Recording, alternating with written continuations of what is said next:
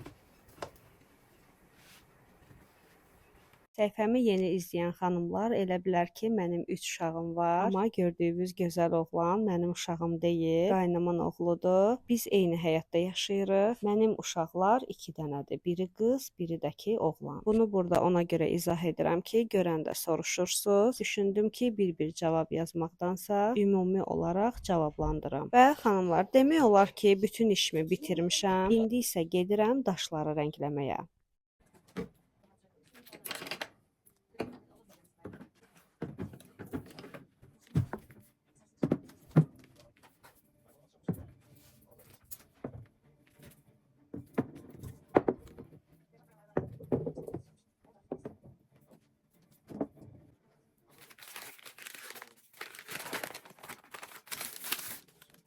Bundan öncəki vlogda artıq görmüşdünüz ki, mən o daşları yumuşam, qəşəng-qəşəng şampunlamışam. Artıq quruyublar və rənglənməyə hazırdılar. Gördüyünüz kimi uşaqları da yığmışam ətrafıma. Leyla da mənimlə bir daş rəngləyir. Tamerlan da ki, arada bir buraları dağıdır, tökür. Əgər bu işə həvəsi olan varsa, mənə elə gəlir ki, çox asanlıqla öhdəsindən gələ bilər. Çünki mənim qızım da bunu bilmirdi. İlkin mərhələdə daşın birini korladı, amma pes etmədi. İkincisi super alındı. Çünki öncə mən nə desəm də mənim dediyimə qulaq asmadı. Öz bildiyi nə var idisə onu da elədi. Gördü ki, yaxşı alınmır və mən deyənləri etdikdən sonra onun daş boyaması mənim çəkdiklərimdən də gözəl alındı. Mənim izah etdiklərim isə bunlar idi ki, bunları həm Leylaya izah etdim, həm də sizin üçün deyirəm ki, yəni ki, bu işə həvəsi olanlar üçün. Əgər tənbəllik eləməsəz, səbirlə yanaşsaz, işiniz mükəmməl alınacaq. Məsələn, burada nə demək istəyirəm? çəkirəm? Demək xanımlar, öncə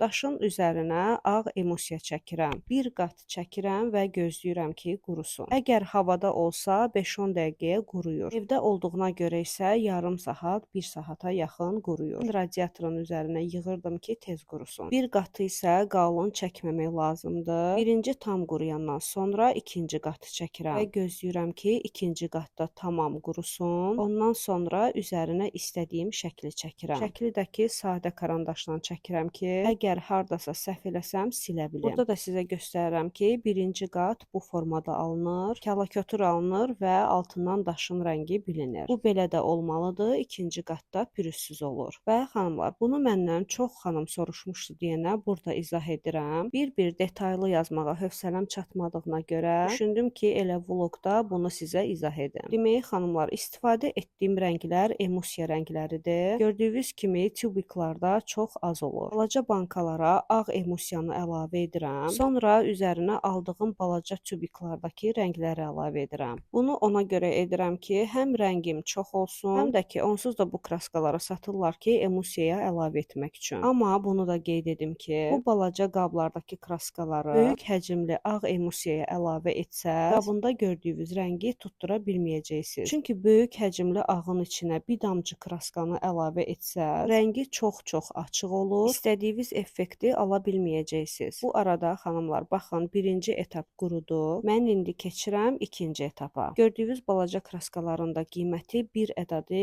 1 manat 80 qəpiyədir. Elə yer var ki, 2 manata satır. Mən onları stromaterial dükanından əldə edirəm. Hər bir stromaterial dükanlarında o kraskalardan var. Emulsiyadakı xanımlar, ən balacası 3 kiloqramdan başlayır. Ən balaca emulsiyanı alsa, siz xeyli rəng çıxardarsınız. Onları balaca bankalara əlavə edirəm. Cürbəcür rənglər alıram, qatışdırıram, 2 qat çoxluğunda rəng əldə edirəm. Ən gözəli də odur ki, işinizi görüb bitirəndən sonra bankanın ağız hissəsinə klyonka keçirdib qapağı bağlayıram və beləliklə illərlə onu saxlaya bilirəm. Amma hər açanda mütləq qarışdırmaq lazımdır. Çünki emulsiya çox qaldıqda qapağını açandan sonra görmək olur ki, üzərində qalın yağ təbəqəsi olur. Elə düşünməyin ki, o emulsiya xarab olur. Əksinə, o yağ onu qoruyur. Yaxşı qarışdırandan sonra yenidən istifadə edirəm. Bunu da qeyd edim ki, mən bunu heç bir yandan öyrənməmişəm. Bu işlərlə o qədər özüm məşğul olmuşam ki, illərlə emulsiya al, kraska al, onu buna qat, bunu ona qat. Birini alındıra bilmişəm, birini yox. Alınanları çıxmaqla,